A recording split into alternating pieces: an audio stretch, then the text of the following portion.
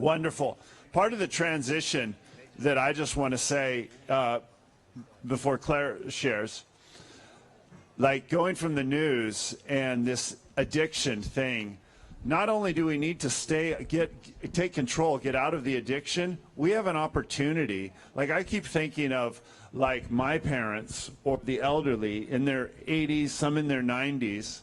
We have an opportunity to capture all of their knowledge that would otherwise be lost. And I want to see an AI that aggregates the knowledge of our parents, and I would love to be able to research that before it's lost forever. And that kind of bridges the gap between media and art as we're working them together. All right. So now as we transition into our last roundtable, this is why should art and entertainment industry be inspired by Web3 and AI announcement? Advance to the next slide, this slide. Just so you know, this is the prompt. Web3 and AI innovations could open up a lot of new possibilities in the art and entertainment industries. For example, they could enable artists to create immersive virtual experiences with interactive elements that would be accessible to viewers all around the world. Additionally, AI can help automate tedious tasks associated with content production, such as editing videos or design assets, allowing creators more time for creativity and collaboration. I wanted to show that prompt, so just to give you a little bit more about who Clara is. Clara is not just ChatGPT 3.5. She is her own personality that Create Labs and have created together with them. So she actually is reflecting the perspective of a African-American Latina personality that is AI. So she's aggregating all that knowledge, but with a very interactive human team that has worked with her. She's also built her own backstory, and they've done it together. So she's giving a very unique perspective. It's not just what you get from ChatGPT. That's the prompt that they gave her, and that's the question she answered. What new horizons could art and entertainment sectors explore with Web3 and AI innovations? So that's a beautiful example of the intersection of art and AI. And let's continue the discussion. Who wants to go? So, hi, my name is Romain. I wanted to jump on the previous topic, but it's gonna bridge to this topic. I see the AI from my personal point of view, because I do have this addiction we talk about social media, of scrolling nonstop, all this information. But it's because as an artist, I'm always looking for something that I'm gonna learn, and something creative, and something that's gonna suit my brain. Unfortunately, I get brainwashed with like 90% of content that I don't want to see, and I just get all that content, you know. So the AI for me is more like a personal assistant that could like filter where I want to learn and what content I should get. Meaning, you know, me, it's about like some kind of political things. It's gonna give me all the information related to just that topic, but I'm not gonna get the McDonald's advertising, and I'm not gonna get the topic about what happened in Antarctica or whatever. It doesn't matter what you're into or whatever, but I feel that AI is that tool that can literally, as an artist, for this, because it's what I do, can assist you into your learning process and your creative process. We're giving you all the information that are available in this planet. Unfortunately, you know, we don't get them, but they're there. So I think this is the bridge. This is what's important in AI. Not really like AI to tell you what to do or write an essay for you and all that stuff. I think it's more like a tools that we should use to help us evolve even better and be more smarter than the AI actually, you know.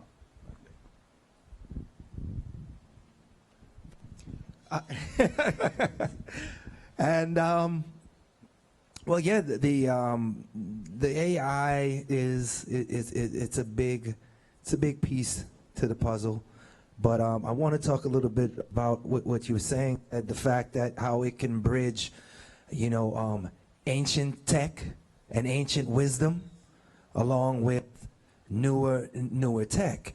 The ideas of the wisdom of your grandparents and great-grandparents are often lost.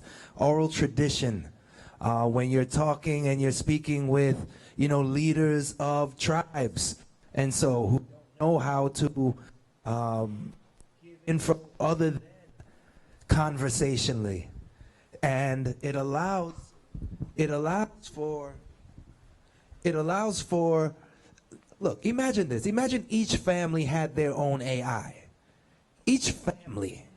Like, you don't have to have wealth, and you get to build on top of that.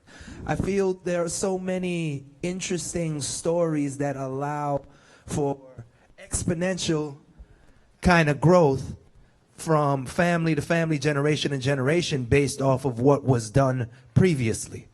And you allow the artificial intelligence to learn, so that way you always kind of have a grandmother or an elder that is there giving wisdom to you as a kid, because, as they say, wisdom and youth are normally mutually exclusive.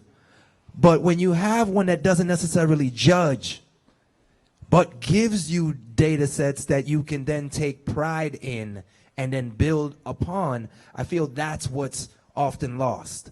Most kind of families that I speak to lose a lot of whom they are and what they are, and have to base their own self-worth off of things that aren't really real or true.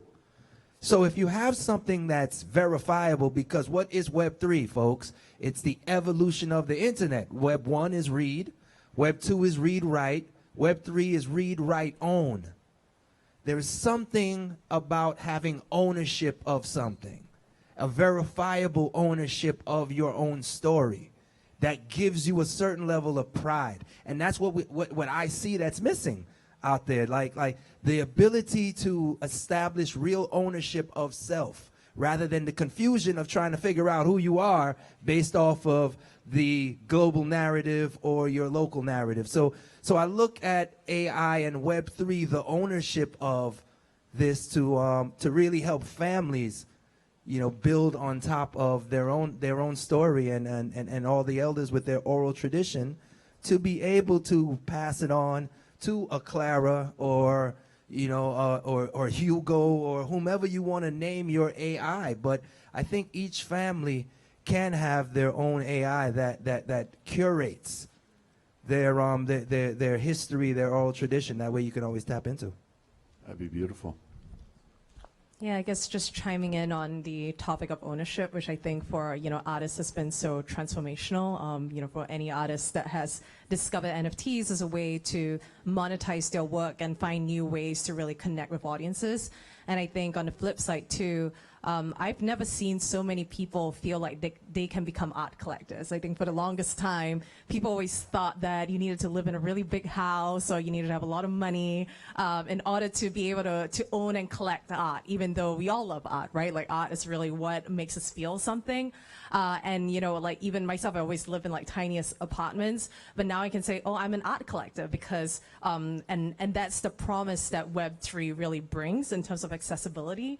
And I think to that next level too, a lot of artists, in order to get that recognition, they've always relied on kind of traditional galleries, or you've relied on a curator or like a middleman to really tell you that your work is worthy enough to be displayed in, some kind of museum. When in reality, we all have taste, right? At the end of the day, art is subjective. So long as art makes you feel, that could be a good piece of art to me, it could be a not as good piece of art to somebody else. And I think the idea of like decentralization and really letting a community decide whether a piece of art is, is meaningful, at the end of the day, that's all that matters. And so, just really excited about all of the opportunities that that Web3 brings, for artists, for art collectors, art curators, if you will. And then on the AI bit, I just wanted to share a story because I know of this artist within our community. So she actually, unfortunately, came down with a chronic illness, chronic fatigue syndrome. I'm not sure if anybody's familiar with that. But as a result, kind of ended up becoming bedridden. And she discovered AI as a way to really bring all of her ideas and her creativity, and really using AI as a collaborator to bring her vision to life. And, for so many people who feel like, oh, AI art is not real art, I would challenge all of you to, try using DALL-E or like Midjourney. It's not as easy as you think to be able to have that, to put in that prompt and then to keep challenging the AI to make it better. There is actually real art and real taste that goes into that. And so, just really excited again for all of the opportunities and possibilities it opens up for anyone to really be an artist. Yeah. Well, I go by time. This TYMED, teaching young minds every day. I'm gonna say when it comes to AI, and like we were talking about with like history and how like I'm dealing with some things with some tribes. I'm part Native American, so trying to actually help those tribes out and try to keep that that longevity of knowledge, truthful knowledge, and actually have a elder, as a representation of some of the folklore that we have in our culture. That's a tremendous achievement for us to be able to actually feel like we're able to touch the ancestors, which we don't really have the opportunities to actually to see. And and to go furthermore, I got a TBI. That's a traumatic brain injury. So as an artist, when it comes to using AI, it helps me to get that brain fog that you have and get you to better reconstruct your ideas based on with the input which you're putting into it. The only kind of thing that I have that is really a negative part of the situation is the barrier of entry for the minorities and women who are left out. And to my thought process, that's why I try to continue to try and go in these communities that don't necessarily have the funding or don't have the opportunity to understand about digital technology. And that's the kind of the things I fight with when it comes to AI, because we're kind of like creating a gate that people don't really realize, because how advanced technology is going and how many people are still getting left behind. So I think that was about it, but yeah. Thank you so much for sharing. That's I think when it comes to art and entertainment, and we're talking about Web3, specifically around non-fungible tokens, I think the concept of provenance is one that has been argued over and over again, and there are complete companies built to prove what is real, what is not, what is a fake in the art world.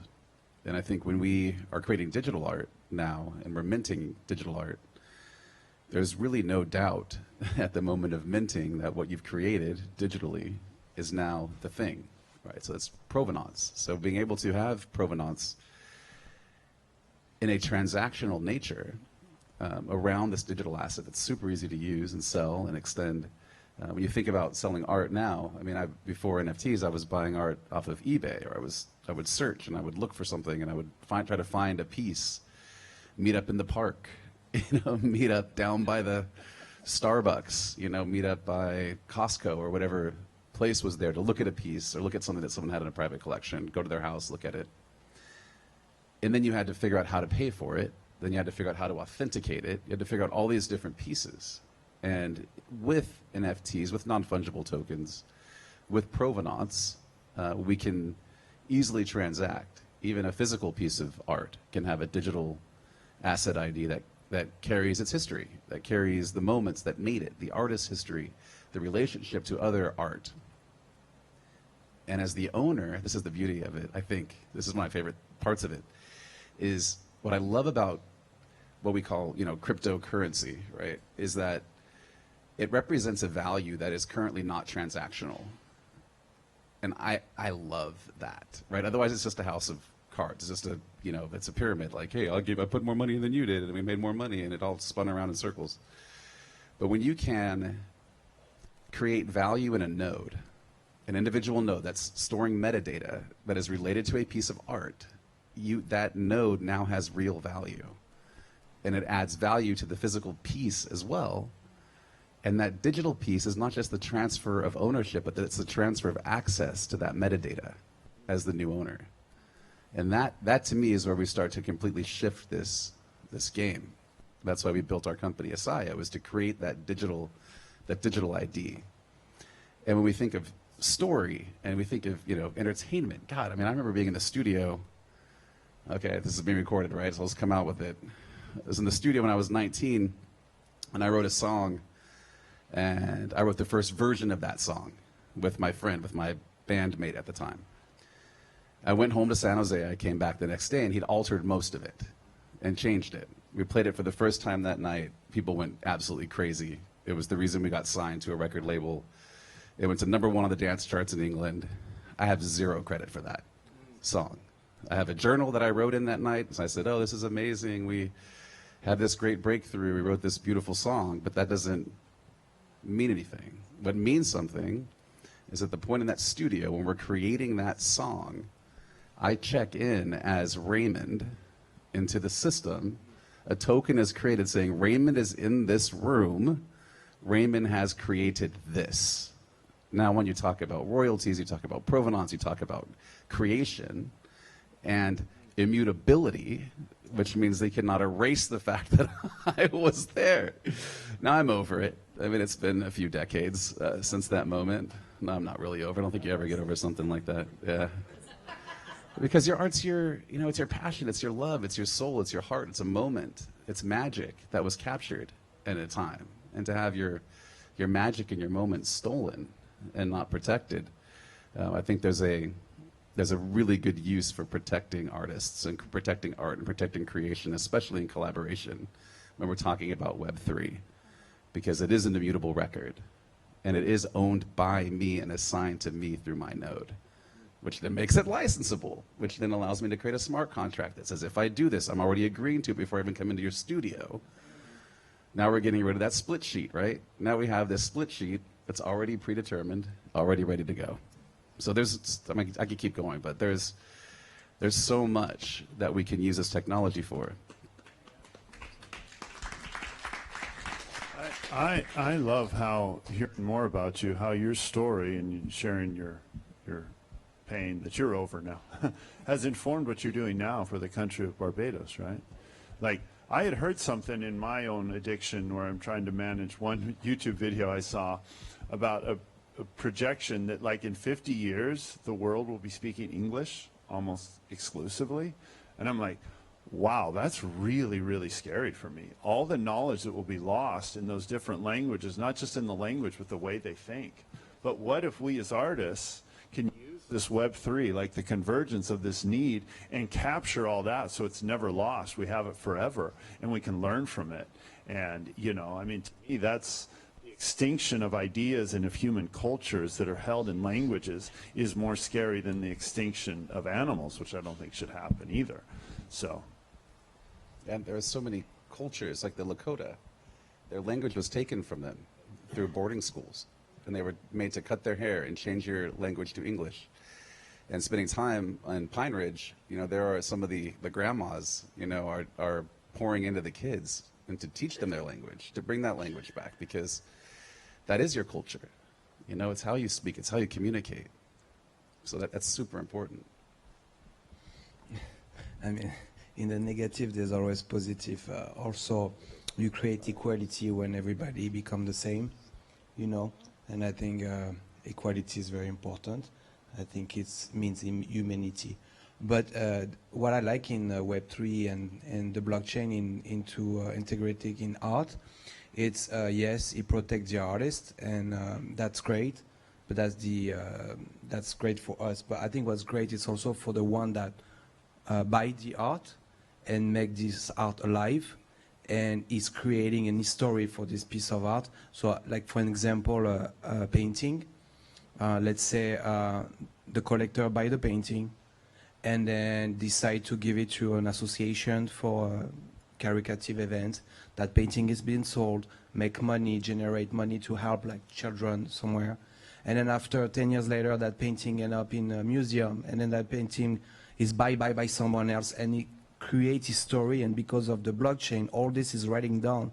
And it's not just the artist from the beginning that create that piece, but it's the whole parkour, the whole journey of this artwork. And that's what's exciting for me when it comes to Web3 and blockchain, because it opens a completely different dialogue about the art itself, you know. And you guys talking about culture and all that stuff, and that's beautiful. But basically, that's what it's making: new culture, new horizon, new things. You know, I love to look in the past, but personally, I like to look in the future, because we gotta see things more in a positive way. Right now, we're in a world where it's war. It's you look at social media; it's all about like who's richer than other. Like it's all about all this BS. And I feel like, you know, like looking forward, becoming more equal, speaking all the same language. You know, it's not such a bad thing at the end. It just put us all on the same fucking level, you know, and somewhere that can be a good thing as well. Yeah, no, I agree. I was going to say two things, like when it comes to tokenizations and actually have to create something and put it on the blockchain and actually have that like immutable and never be destroyed, and creating a definite history of mark. Like today I came from East Denver, and I was able to give Doc Peace a POAP. And POAP is just a proof of attendance, and it's something that, you know, and all it is saying that, you know, you met me, I met you personally. Like it's not the first time I've met Doc Peace, but you know, but to actually have a momentum that, I mean, a token that actually verifies not only that we met, but we've met and had a personal connection, and just like with music, like having that verified documentation that you was there in the room while we were creating this. Like this is the birthplace of how it goes forward, you know. And the way that happened is by this tokenization that we was able to create, by the smart contracts, by the technology we're able to use in order to have it on chain and never be able to be destroyed. And it gives a amount of power to the collector of the piece, because it's like going to the NFL game and get it. Like this last Super Bowl, they gave away tokens for people to have that as for proof of attendance to the game.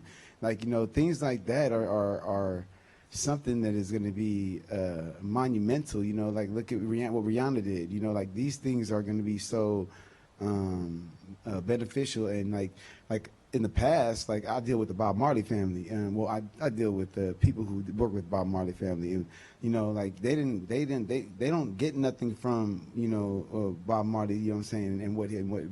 But in actuality, as an artist, you know, you should be able to get something for your work. You know, I tell everybody, like, it's your actions and what you do. You know, love is an action, it's a verb.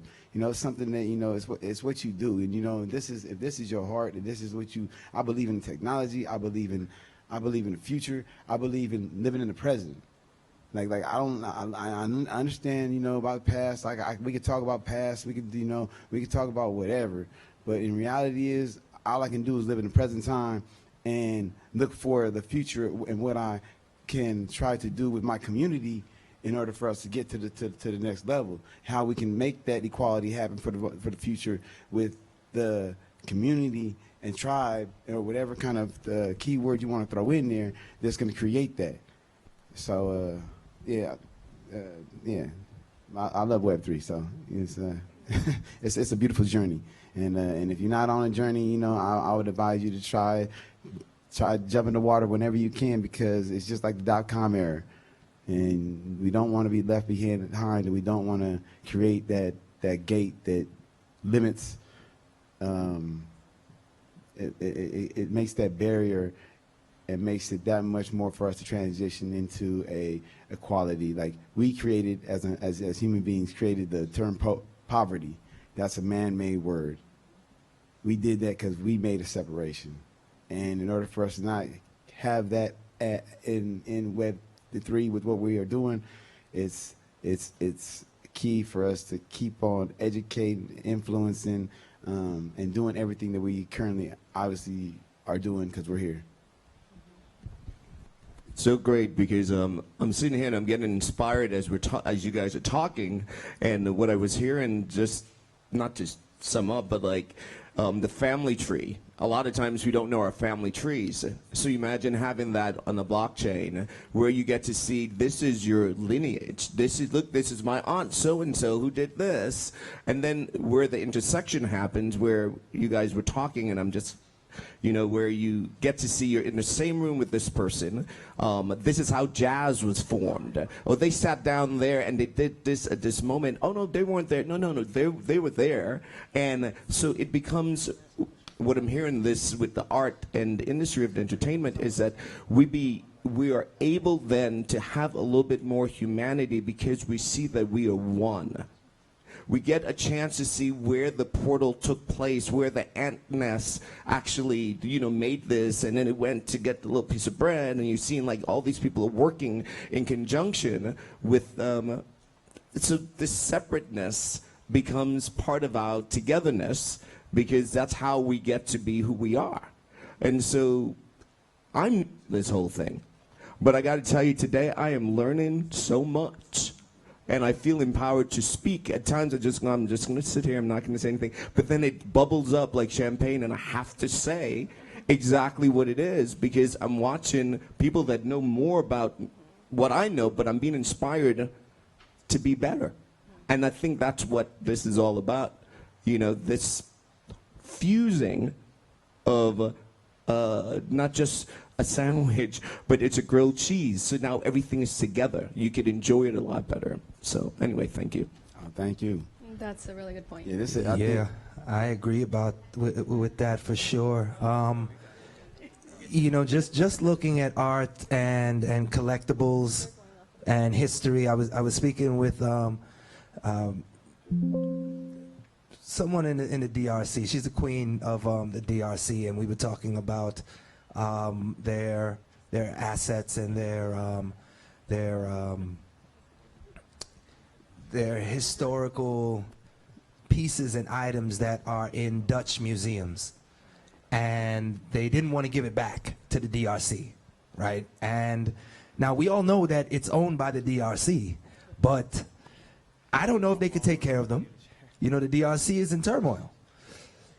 But the ability to take these pieces and turn them into digitized art, metadata stored, ownership, provenance stored, and be able to now send that around, turn it into digital assets, sell it, generate a revenue from it, and the revenue goes to the people of the DRC. I think every country should have a ministry of culture. Not a ministry of culture, a ministry of culture. Because it's done, you leave it to the next people who figure out how to market it better and different, and allow that to be able to go back and pay some of the people. I mean, all of these are assets and players in this whole grand tapestry that's out there. A weird story. Michael B. Jordan, the actor, decided to do something that all A-list actors do, was endorse or create an alcohol. He decided to make a rum. He decided to call it Juve, based off of Trinidad's carnival. So Trinidad said, awesome, do it. How much are we going to get for it? And which makes sense because it's based off of Trinidad. And with all the back and forth, his team and he rather changed the name than tip the culture. Now, look, we stand on the shoulders of giants to do better. And that's the way it should always be. But the thing is about these giants, they can also keep their information and keep us having to play this loop over again. So it incentivizes us to start with create provenance, create another way for ownership, so that way if we utilize it, something culturally goes back. And again, we don't have to all pull from the same revenue source. We don't have to all use dollars. You know, you can create another currency that establishes a level of value, which is the beauty about this thing now. We don't have to operate just on the same things. You can take this, monetize it 12 different ways, all of them at the same time, and have a different currency representing. So yeah, no, I see a lot of opportunity. I don't necessarily know if it's always equality, because it's all about the time you put in. And if you don't think it's valuable, it won't be valuable to you. So you have to incentivize people and be able to give it to them on where they're at. Thank you so much. Thank you, Major Dream. Thank you, all of you. Let's give a big hand to all of you. Give a hand to each other.